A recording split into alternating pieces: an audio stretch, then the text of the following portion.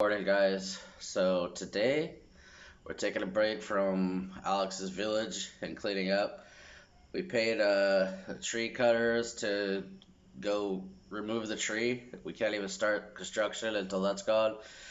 And bought some shovels and stuff so he can remove this huge rock that's right in the way of where we want to build the extension. Um, so I'm gonna leave that today. And I was scrolling Facebook, which is a really depressing thing to do this week because of the typhoon. And up north on my island, right where the eye of the typhoon, I guess it's called, went, it's devastation. I mean, like, it was flooded, all the houses are down. They're fighting over water and food. Lots of people died. So I put on Facebook, hey, I'm gonna drive up to Bais. It's called Bais City.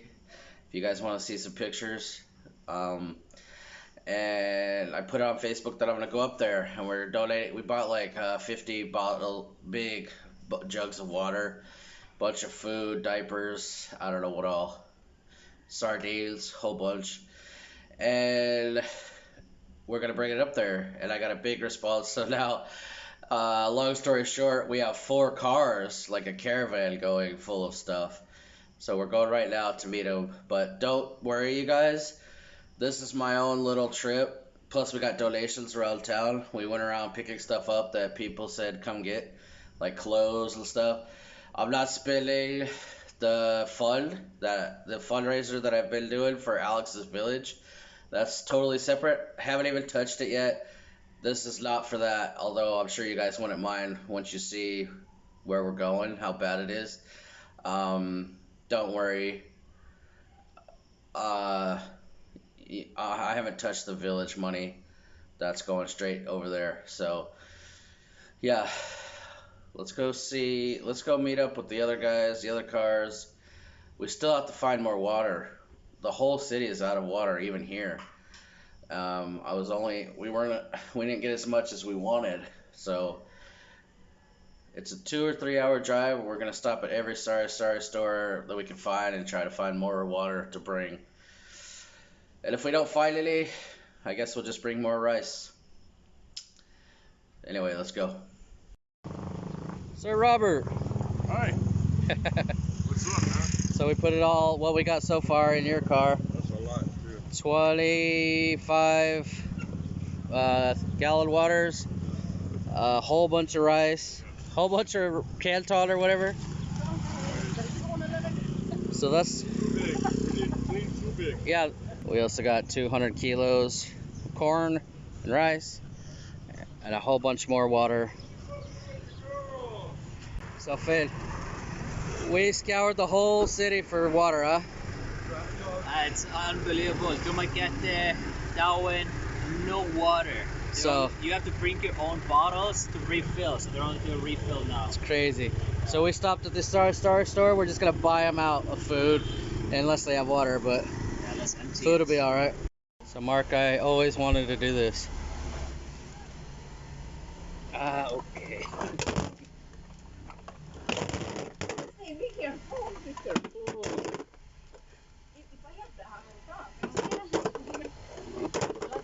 They give us a good price. Can we have a discount? We only have the least price in town, sir. The least price? You have the only price in town. Yes.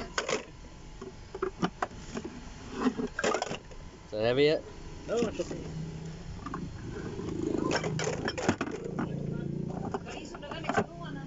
And I also bought a ton of candles, like 200 candles, because there's no electricity there and they want candles.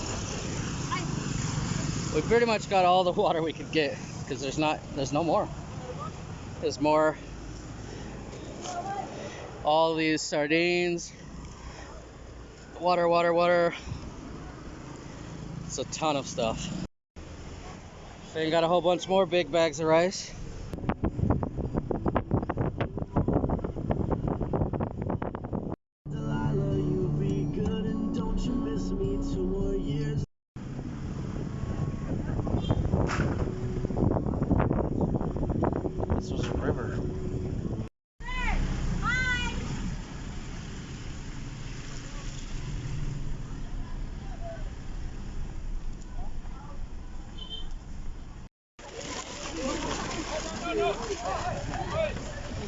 There's nothing like, hey, it's okay.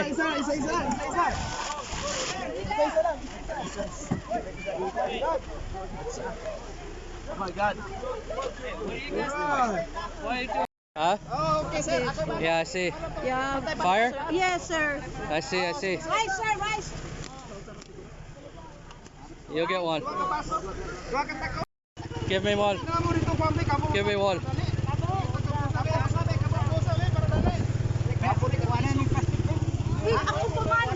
Thank you.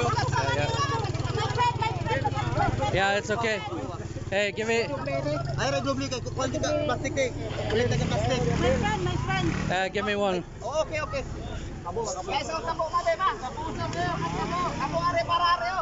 Yeah, it's okay. I'll get you one. Okay, sir. Thank you, sir. Sir, mga taon ko na.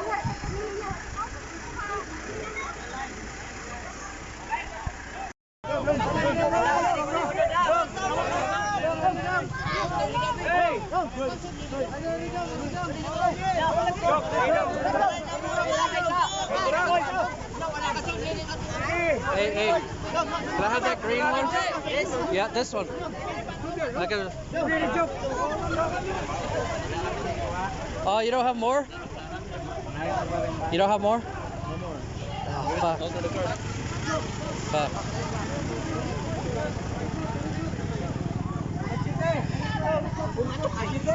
Hey, give me one.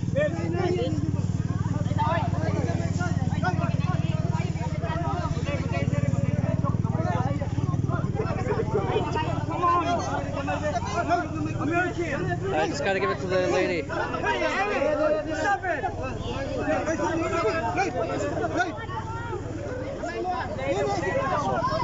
Where's that lady?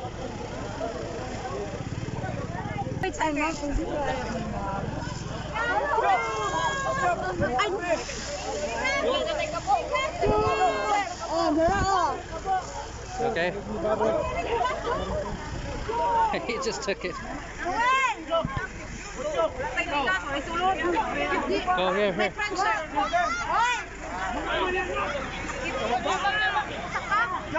I'll try. Give my neighbors. Yeah, I try to get some for you.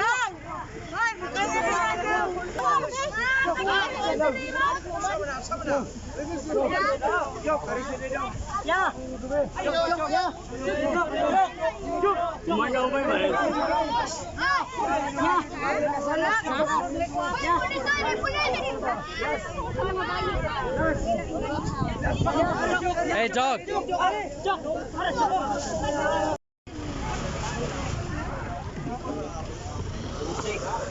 Hey, can you fill this one? I need it for the women. Hey, sir. Go, go. It's okay.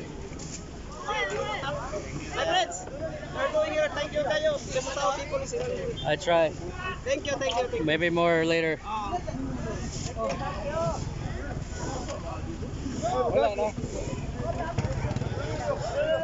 This is the last. Sir, thank you, sir. That's all I got left. I'm sorry. Price is like 1 kilo. That's all I got left. This was brand new when we. No, it was not new. Okay. It was old already.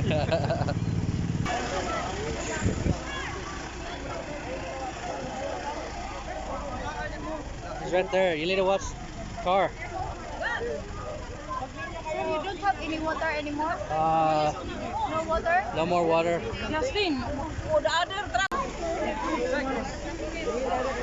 Thank you. Thank you. Oh my God. Hey TJ, there's one of the kites you gave us to give away. Oh, there's another one. Yeah, they like the kites apparently. Not as much as the rice though. Yeah. So they're saying that we're the only ones that came to this. Man, it's fucking. We're the only ones that came to this area. Everybody always goes to the same, you know, Red Cross area. Oh, I'm stuck in a kite. and they're just so happy. This is so bad, man. I've never seen that before. Any other country, if we would have got mobbed like that, I'd be scared. But these guys were like a respectful mob. They asked first. They asked first if they could just take it, and then they mobbed our truck, man. We had like 50, 100 people. Hey, my friend. Hello. Ah, it's emotional. Thank you. Thank you. You got your water? Yes, sir. Oh, good, good. Thank you. You're welcome. Alright. All right, see you guys. See you. Thank you, guys. Thank you. All right, guys, so I am home now, and I just want to give my thoughts on today's little trip. I tried to do this earlier, but I just got emotionally broken. It's been the most emotional, saddest day of my life, I think. And it was really hard to film as well. I felt like such a loser. The only reason I kept filming was because I knew the more attention this gets, the more news agencies pick it up, the more help it gets. You know, for instance, hopefully it's going to be on Swedish news tonight. My story, what happened today. Maybe some footage on Swedish news. We got a bunch of donations coming, and they helped out yesterday as well, or today I should say. Donated a lot of stuff.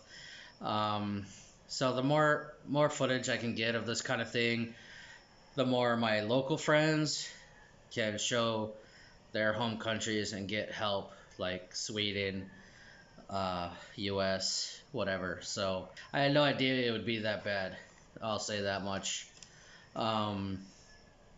So here's what happened, because I didn't get to film everything like I said, and a lot of the clips are from some of my friends that were in our caravan, so I'll put their name in the description. But basically we got the 4 cars or trucks full of stuff, mostly, I mean, I bought half of it, Finn bought some, and then the rest is all donations from local people around town that heard I was going up north, so they wanted to give more water or rice. So we went up there, and it was impossible to find more water. Even Robinson's and Hypermart, our malls, had no water, no bottles of water. It's crazy. So we ended up, I think I had a 40 or 50 12-liter bottles, and then a few 5-gallon jugs and stuff like that, but the rest was rice, and we spent the rest of the money on food because couldn't find any more water. But the food turned out the food was pretty popular as well. Anyway, it looked fine. The drive up there was worse damage in Darwin. It looked good, and Dumaguete, Cibalon, even Amlon. Not much to it. There's trees down, but not bad. And then you roll into Bais City. There's a bridge right before the city, and you start to cross it, and it's all lined with people begging for money. They got cups that say, just 2 pesos, give me some money. And so many, everybody, the whole streets are, I've never seen it. In the Philippines, so many people asking for money by all the cars going by. You cross that bridge, and it's a different universe. You just landed on the moon. It's no longer green and luscious. It's a city of brown. It's a brown, muddy city. Rubble, brown mud and rubble. I don't know how else to explain it, but basically, besides the wind and the tree problem that we all got, they had a massive flood and a wall of mud. I don't know how big it was, but it accumulated against every building. A wall of mud went through the entire city, and it's just everywhere. So the water and the mud was going through the streets. It would hit a house and just It would be stopped at the house and just start building up, up, up on the wall. Then all of a sudden the doors or the windows or something would cave in, and the mud would start going inside and just expand on the inside of the house. And there was houses and businesses completely filled with mud. And then it would go out the back door and there'd be a river of mud. And now it's dry. It's been a few days. There's literally mountains, like dried mud, going through every house that we saw and every business, everything. So houses, everybody's homeless. You know, I ran into some old lady saying, "Yeah, you see all the mud went through my house?" Yeah. Well, it also caught on fire, and she showed me the whole, and that house caught on fire, which is right next to 6 other houses. They all caught on fire. One of my friends saw a village off to the, towards the ocean that looked cut off. So we just went down some side roads to try to find it. Thank God we did, but we started going down this side road, and it's getting skinnier and skinnier because there's so much mud on the side, scraped up all the sides of the roads. And obviously all these people are just sitting out in front of their houses, nothing to do, nothing to eat, nothing to drink, no electricity, nothing. All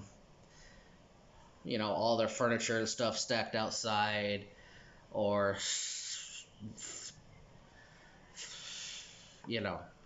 So now we're driving nice cars through there full of rice, because we have open bed trucks. You can see piles of rice, like hundreds of kilos, and hundreds of gallons of water. Just so they start following us, and pretty soon it's like a huge mob of people. And somebody knocks on the door, said the bridge is out, you can't go any farther, you have to back up. So we're like, oh no. So we're the first car or truck. We start going backwards, or we were the last, so now we're the first because we're going backwards. And it's just a mob. Somebody taps on my window, and she said, I rolled down the window, and some old lady's like, can I just have one of those bags of rice? My kids are starving. We haven't had food. Nobody's been here. We haven't had food in days. Can I just have one of the bags of rice in your truck? I said, okay, screw it. We were going to go try to get to this village we saw on the Google Maps. But how are you going to say no? So I grabbed the camera off the dash, opened the door, and got out. I was like, yeah, here you go. Okay, here you go. Here you go. I gave away like 2 or 3 because it's just little old ladies, little tiny kids, everybody. And then somebody else jumps on the bumpers like, can I have one? Yeah, then another guy. And I'm surrounded by a mob, and I'm like, yeah, just take it. Just go. Just take it. Just take it. And I mean, you gotta say this for the Philippines. It was the friendliest, most polite mob ever. If this happened in Louisiana, it did, or Africa, Russia, Europe, anywhere else, and people were starving and they weren't as resilient or tough as Filipinos, they would have just, our car would have been jacked immediately. There was enough people, they don't have to ask us, you know what I mean? And the Filipinos, I mean, can you imagine if your kids are starving and everything, and all these trucks are next to you, full of rice next to your face and water? They don't even have water to drink. And they tap politely, "Can I have one of these?" And they knew we brought it for them. And they still asked. So, but then it was pandemonium when I said, "Yeah, go take it all, everybody." So they rushed my truck. And Finn jumps out. He thought I was getting hurt or something. He jumps out of his car that was in front of me. He's like, "What's going on? Are you okay? Get back in the car. Get back in the car." He's yelling at me. My driver jumps out. "Get back in the car. Let's go. We got to get to that road." And he's like, "Come on, let's back up." So everybody's okay. We'll help you back up. And I was like, "Are you guys gonna help us back up safely?" Because there was like 30 kids under the age of 10, really tiny kids. And I said, "Okay, help us back up. I'll walk, you drive." And Filipinos again, they're so polite. They're not gonna stop us. They're polite. They're not gonna stop the foreigner. They said, okay, go. And like, I'm not kidding, at least 10 people jumped on the bumper and said, okay, go ahead, but we're coming with you. We're not going to stop you. We're not going to steal the rice, but we're coming with you wherever you're going. This is so cute. And I was like, Patrick, just stop. I can't stop this. I can't, what can I do? We might as well give it out here. They're not, I mean, that we didn't make it to that even more cut off village, but these people, how can you say no? So I said, just stop here. And I said, you get in the back of the truck to one of these guys. He was like a teenager, maybe 20. I said, can you get in the back of the truck? I'll take care of you later. I'll take care of your family. But get back in the truck. Actually, there's 2 of them. You get in the back of the truck and distribute the stuff. And tell them to get in a line. I don't know why I said it, or maybe Patrick said it, get in a line. Somebody said it. And he said, okay, and he yelled something. And this mob, we're getting ganged, okay, by a few hundred people. You saw the videos. And somehow they stopped and got in a line. I'm like, all the Philippines, man. So they all lined up, but that line only lasted like 10 minutes. Because all the loose stuff was gone. The 5-kilo bags of rice were all gone. There was a lot of them. All the bottles of water were gone. All the sardines, everything I bought was gone except for these huge bags of corn. And so these guys jumped in the back with scoopers, and we also had bought a whole bunch of plastic bags. Pretty bad for the environment, but I don't give a shit right now. So we were giving out the plastic bags, and they'd go up to the truck and get it filled, and these little Filipino guys were filling the bags. But the line didn't. The line went a little crazy. They didn't. You can't blame them. So it just got crazier from there because we had 3 other cars. All our stuff was gone in minutes. The other cars had a lot more loose stuff, like big bottles of water, jugs of water. I had bought like hundreds of cans of sardines, but they were still in the bags. So somebody reached in and just grabbed the whole bag. We didn't get to give them out individually, but that's all right. A lot of other people donated clothes and stuff, and I never even seen them. I was stuck, Faye and everybody, they saw this mob around me. I was stuck at my car, so I didn't get to film the other cars getting emptied. So anyways, this is long enough. It's so hard. It's a hard thing to see. It doesn't look real. It looks remote and another world when you watch this kind of thing on online. But then when you're there and little grannies are like pulling on your shirt saying, can you give me some? I can't get to the front of the line. There's too many men. And I look and there's a whole bunch of men at the beginning of the line taking all the stuff. So I grabbed a couple of her little plastic bags and like forced my way to the front. But they're so, like I said, just Filipinos, so polite. And they knew I was the one that brought it. They let me through. They weren't letting anybody else through, but they let me through and filled my bag first. And then I could go give it to these little families.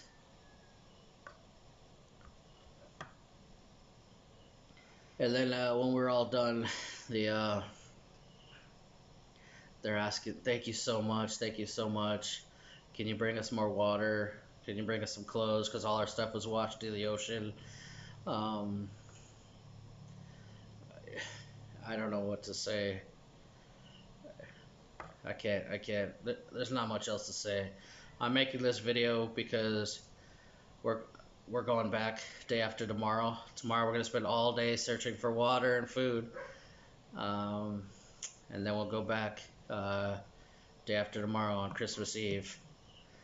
And just do what we can, distribute more stuff, because